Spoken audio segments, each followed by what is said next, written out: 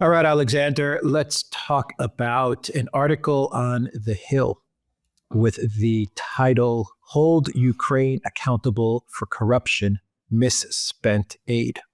This article came out on December 31st, 2024. And it's an interesting article because we get a lot of interesting revelations about Project Ukraine and the Biden White House and Project Ukraine, the collective West and Project Ukraine. And one of those interesting revelations was that the Biden White House, along with much of the collective West and policymakers in the collective West, they understood that Ukraine had lost the war. They knew it. This was in April 2024.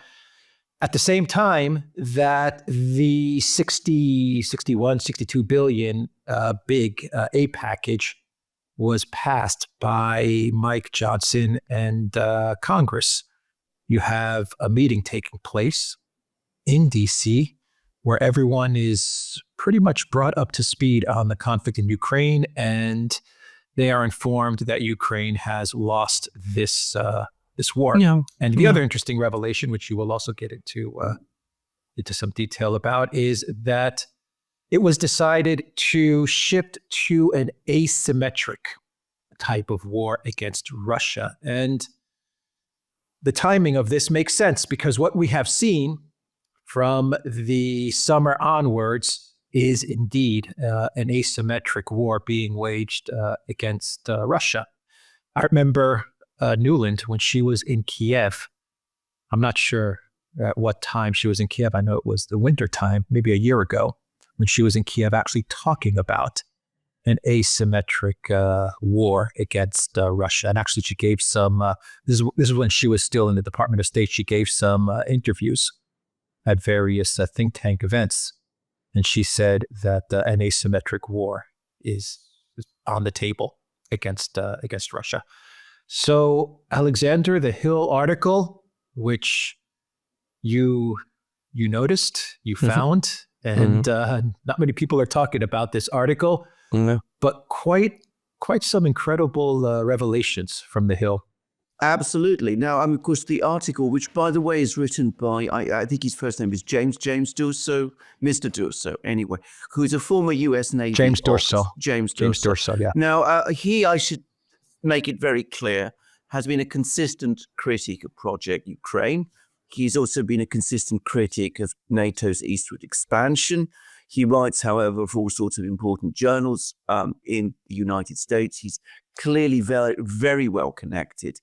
And this article is most of it is material about the corruption that exists in Ukraine, for which he blames Zelensky.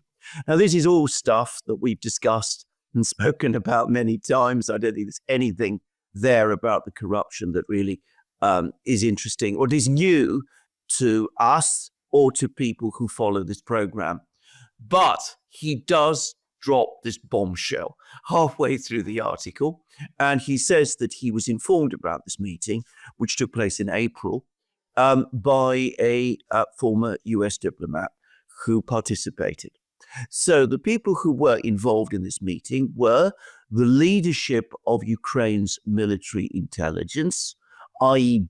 Kirill Budanov and his people, and think tanks, US think tanks, and policymakers. Now, one thing I've learned over the last 10 years or so is that there is no dividing line between what are called US think tanks and the US intelligence community. And we know that Budanov, anyway, has very strong connections with the US intelligence community. And in fact, Ukrainian intelligence does. I mean, that's been confirmed in the Washington Post, the New York Times. It's no longer a controversial topic. And we're told policymakers were there, which again points to people within the administration, the Biden administration. In fact, given who was present and what was discussed, we can be absolutely certain that, in fact, what happened was that there was a briefing, an intelligence briefing of some kind, which took place in April.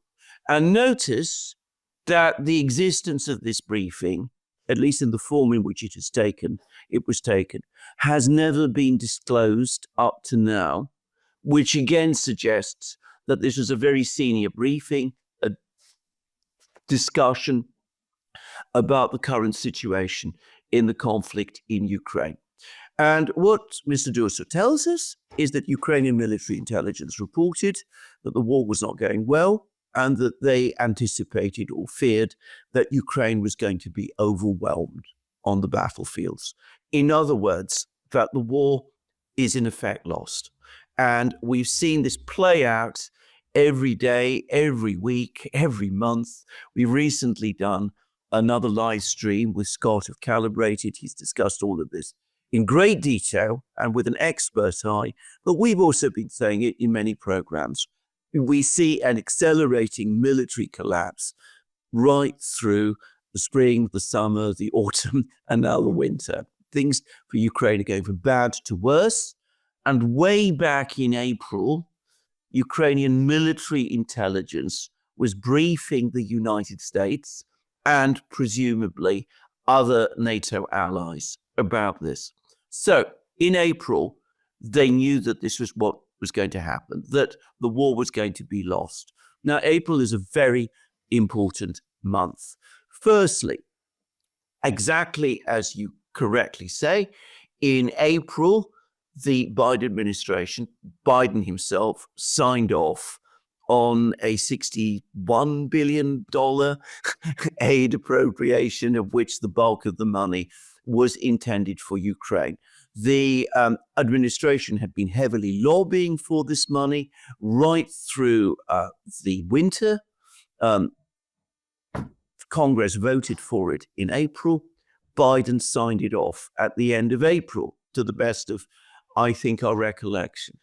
Was Congress informed that Ukrainian military intelligence were reporting that the war was in effect lost? I think definitely they should have been. I've seen nothing anywhere to suggest to me that Congress was informed about it. I've not seen that Johnson was told about it or that anybody else, J.D. Vance, for example, in the Senate was informed about it. Maybe they were, but certainly there were no discussions of this in the media.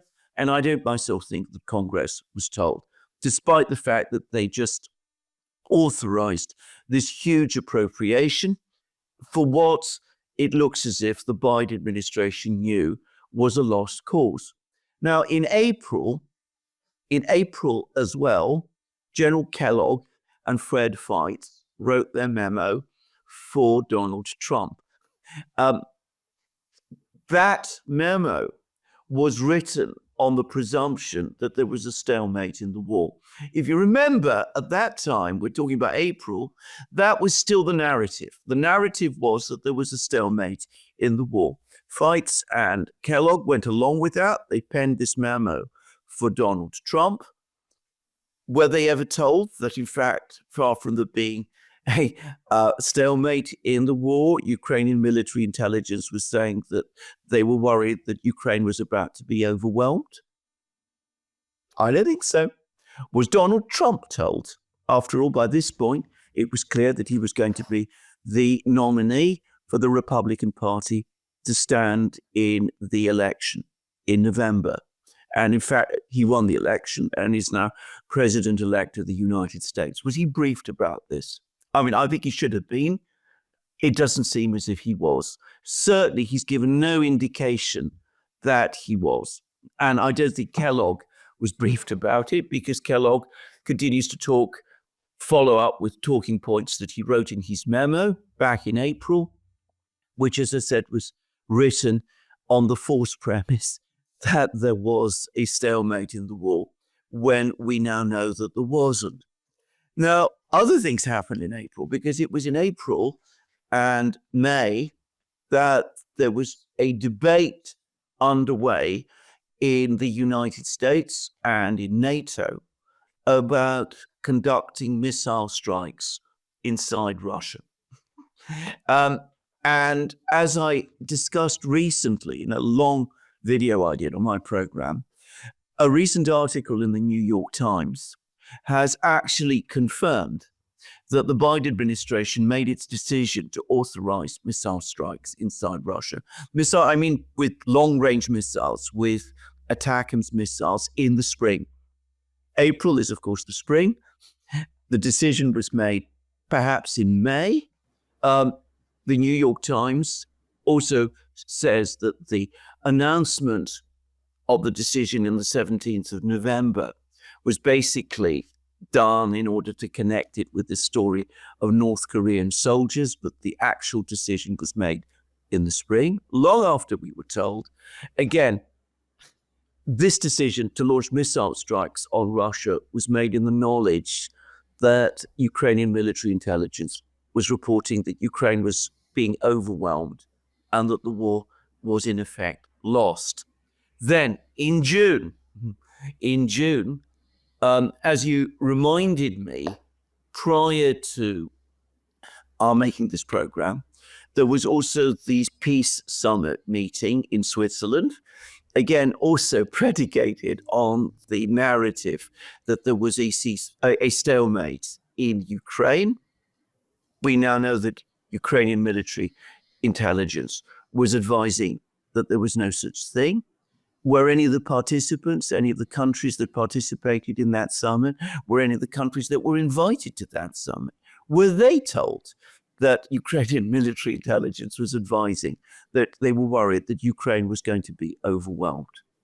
And later, also in June, after this meeting in April, there was a further meeting, this time of NATO member states, more ringing words of support for Ukraine, more announcements that Ukraine's place was in NATO, more announcements that, more declarations that they would stand by Ukraine for as long as it takes.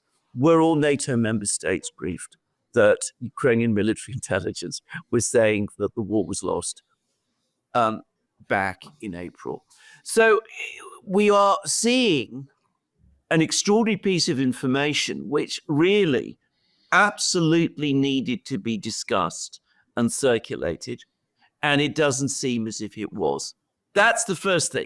And we can also see that the administration, after this meeting, about which, as I said, it must definitely have been informed, well informed, it went on a trajectory of continuing to talk up Ukraine's prospects, pretended for weeks and months that the war was in stalemate, and looked to conduct escalation of the war in Ukraine.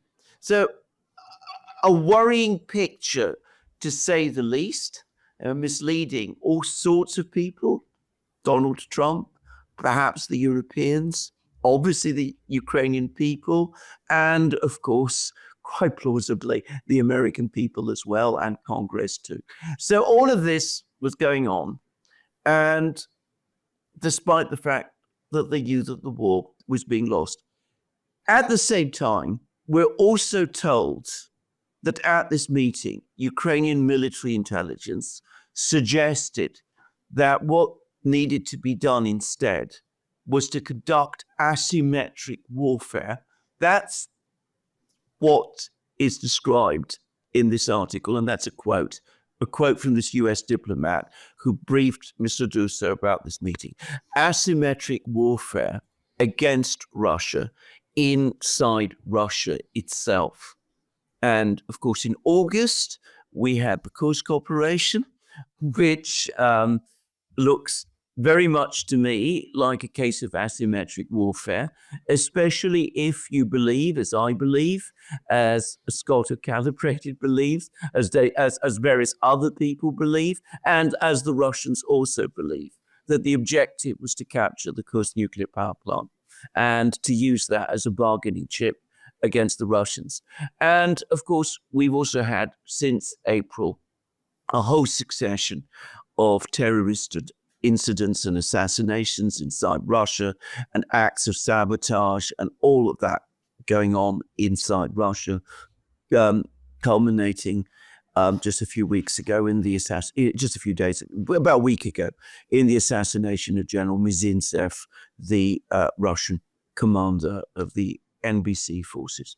So that looks like that was the decision that was made after this meeting to go ahead with this campaign, this asymmetric campaign against Russia. The fact that this meeting took place and that asymmetric warfare against Russia was discussed makes me now even more sure that the United States, that the administration was aware of the Kursk operation before it took place. Just saying.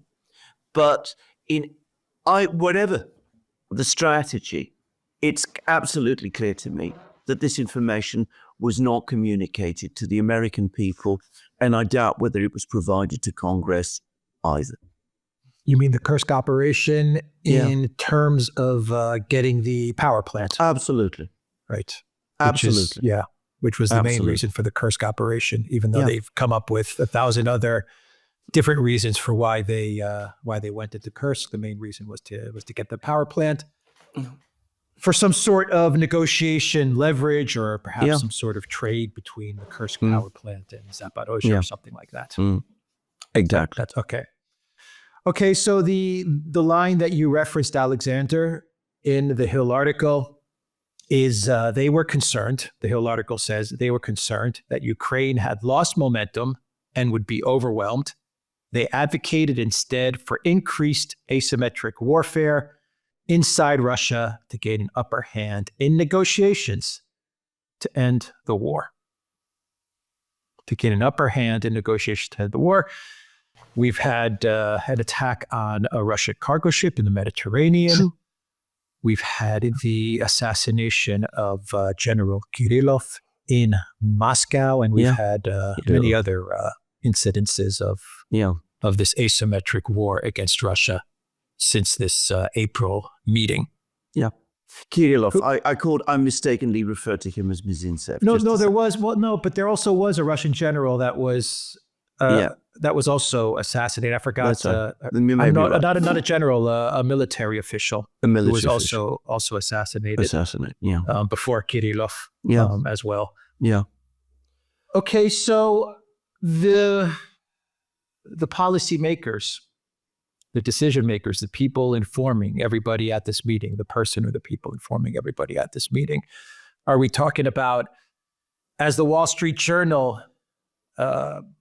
described it, a diminished Biden? Is that what we're talking about? No. Or are we talking about the usual suspects? We're talking about Department the of State, Blinken, NSA, Sullivan. Is that who we're talking about here? Well, I mean, I don't know who was there, and somebody. Who would be making this type of policy? Who would be Sullivan? I think would have to be involved, informed and involved. I mean, whether he was directly present at the meeting, I don't know. I mean, you want to spend time checking out what his movements were in April, you're welcome. I'm not going to devote my time to do it. But there's no doubt at all that as the National Security Advisor, he would have been informed about this. And it's quite clear to me that he was the ultimate and has been the ultimate decision maker, or at least the key decision maker throughout the last couple of months, at least, probably for much longer than that. So Sullivan certainly was involved and informed. Blinken was surely involved and informed. The heads of the US intelligence community would have been involved and informed as well. Pentagon? The Pentagon? Some people in the Pentagon, obviously, definitely. Maybe not everybody. Just saying. Yeah. I mean, but again, bear in mind that the Kirill Budanov, the Ukrainian military intelligence chief, who must have been at this meeting. I mean, it says that Ukraine's military intelligence leadership were at this meeting. So that really points to Budanov being there. Budanov has been in regular contact, as we know, with the Pentagon. So it's likely that they were informed. I would be very surprised if they were not informed. Okay, so the goal is to keep the war going. Yeah. Even though Ukraine is losing, even though Ukraine has lost, and they understood that Ukraine had lost back in April 2024. They understood that Ukraine was going to lose this war. But everything after that meeting was all about keeping the conflict going. Absolutely. Why? Well, Why? excellent question. Can I just also point out, by the way, that a few weeks ago, just before the election, they apparently also made a quiet approach to Johnson for further appropriation of funds for Ukraine. Johnson this time said categorically no, but anyway, they did. They moved forward with the missile strikes on Russia, as we know, in November. They've basically spread stories about Trump's attempts to end the war, and they've done everything they can, as far as I could see, to prevent Trump moving forward with a negotiation to end the war. Well, I bet you if Harris had won, Johnson would have said yes. Well, absolutely. Yeah, quite true. Yeah, Definitely. Yeah. Definitely. Absolutely. But that's where we are. They've been doing everything they can to keep the conflict going. The administration has just passed further, signed off on further huge aid packages to Ukraine. I think just under $3 billion. Just saying. Biden has issued another ringing statement, or at least the White House, under his name, has issued another ringing statement about the support for Ukraine and all of that. Why are they doing it? Because I think two reasons. Firstly, they're massively invested in this process. Despite all of the information that they've been getting, they can't give up on it, or at least they couldn't give up on it. If Biden had come round, or his team had come round in the summer and said, we've had this information, it's all going wrong, they would have been criticized, and there would have been objections raised, and Congress would have hardened its position, and the Democrats would have been worried about the effect this would have had in the election. So they didn't want to admit it then. They still don't want to admit it now, because they're doing everything they can to make Donald Trump's life as difficult as possible. They want to make sure that when the debacle in Ukraine happens, the blame is shifted on him. And that's why they're still concealing the fact that they've known since April that the war is lost. How does this tie into, they pushed that whole stalemate narrative. It was at that time period that they were pushing that whole stalemate narrative. And all of the mainstream media, everyone was buying into it. The mainstream media, they were talking about it's a stalemate. When the administration knew it was a lost war. And anyway, how does this tie into the energy war? Yeah. The gas, LNG, oil, energy war that is taking place, maybe ties into Ukraine, or the EU telling Ukraine to cut off the gas. How does this all tie in, if it does?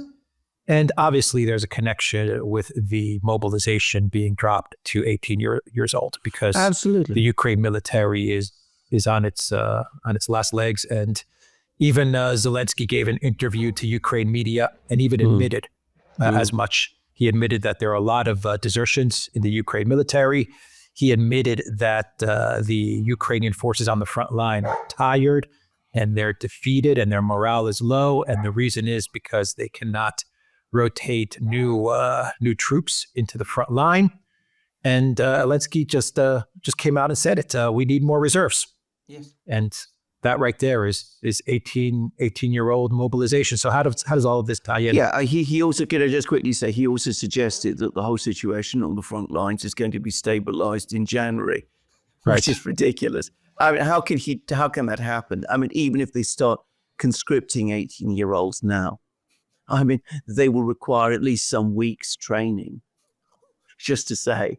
And if they only get some weeks training, then they really are cannon fodder.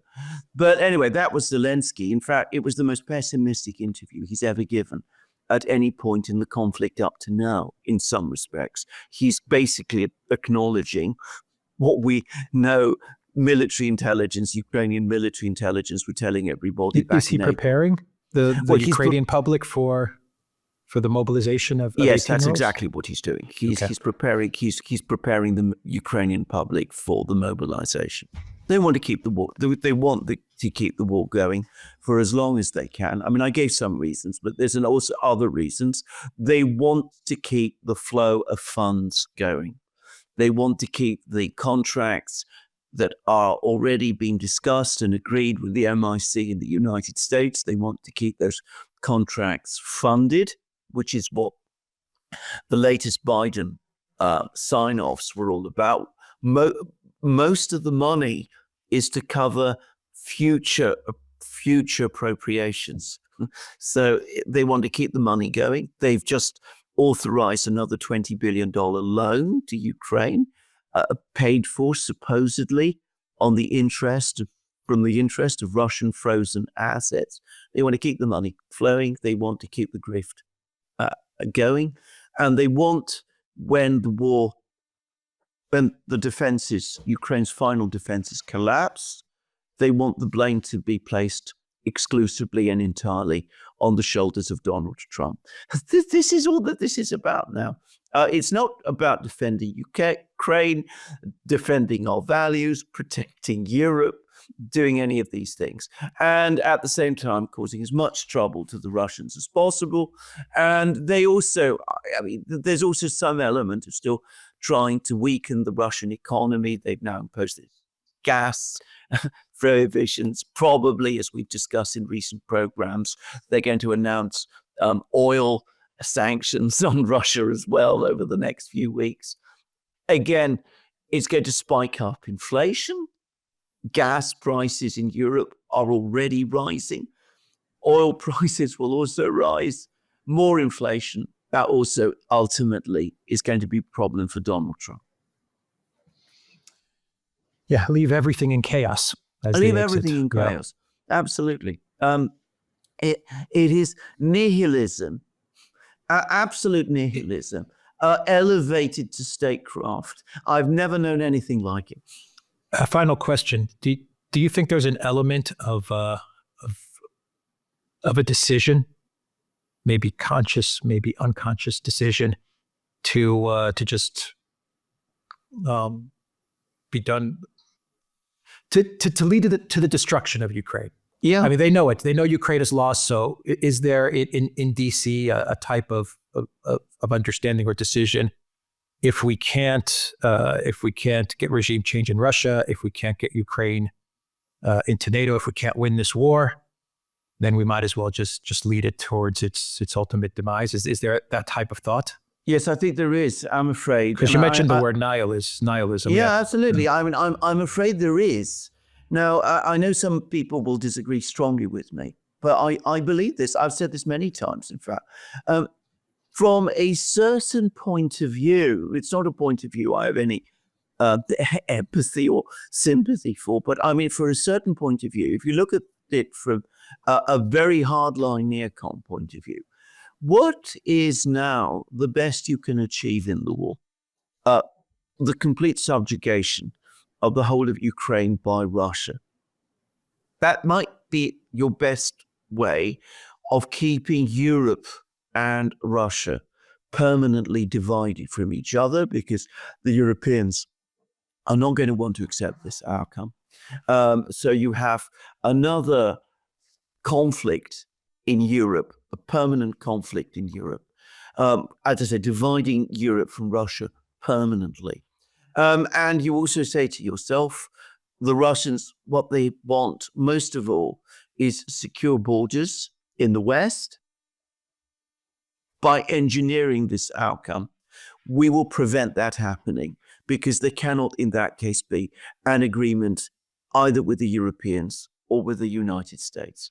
So in effect, if we're talking about nihilism, sacrifice Ukraine in order to prevent a negotiated peace. Because for the neocons, or some of the neocons, the worst outcome of all is a negotiated peace which secures for the Russians their victory and opens a route back for a restoration of some kind of relationship between Russia and the West. So if you have that kind of nihilistic perspective, I can see why you might want to work towards that objective. And I have to say, I think that there are people in Washington who think in exactly that kind of way. We've discussed many times, Jeffrey Sachs has made the point, so has John Mearsheimer, so have others, that the thing to understand about these people is that they have never shown any real concern for the livelihoods, for the welfare of the people of the countries they pretend that they're defending. And that fits into the obsession with the gas and making sure that Russia is completely cut off from the European Union. You got to create the dynamics where Europe and Russia will never talk again, will never work together again. Correct. You have to make sure you create those dynamics. Correct. And if you create chaos in Ukraine, kind of like I guess you could say it's trying to make it into a type of Afghanistan for Russia in a way. Yes. I mean, it's not exactly obviously it's not the same thing, but no. I imagine that's what they have in their minds. Exactly. Yeah. I mean, I should say that in terms of Russia and Ukraine, certainly it's going to cause the Russians problems, but I don't think it's going to create for the Russians those sort of problems. And in time, they will prevail over them. But if your objective is to create this total, complete cutoff, no energy trade between Russia and Europe, no real contacts at any level between Russia and Europe, then a total defeat in Ukraine is better than a negotiated peace.